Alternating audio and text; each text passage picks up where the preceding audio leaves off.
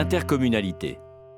Gérard, maire de son village de 68 habitants, n'a plus les moyens d'entretenir les 28 km de routes communales qui sillonnent son territoire. Son village ne comporte que quelques maisons ramassées dans un vallon autour de la mairie et de l'église. Mais le territoire de la commune est très étendu et un tiers de ses administrés vit dans des fermes ou des maisons isolées.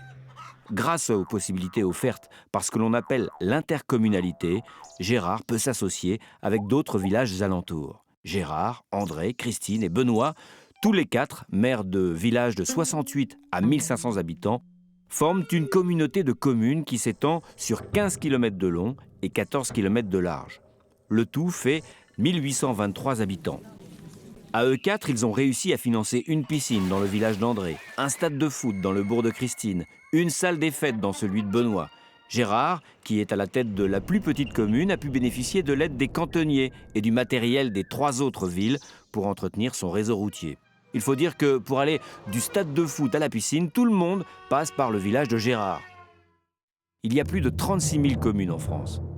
Et 10 000 d'entre elles ont moins de 200 habitants et donc très peu de revenus. Depuis les années 60, plusieurs lois ont organisé l'association des communes pour mettre en commun la gestion des déchets, la distribution et le traitement de l'eau, les équipements sportifs ou culturels.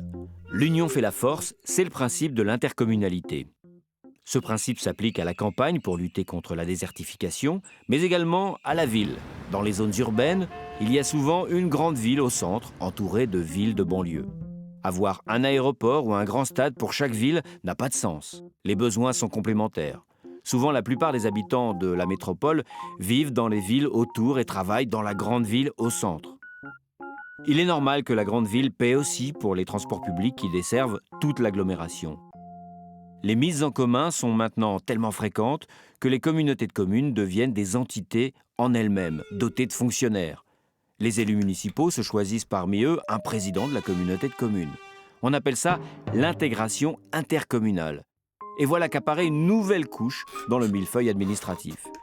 Mais comme ni la commune, ni l'intercommunalité, ni le département, ni la région ne veut disparaître, notre exception française a encore de beaux jours devant elle.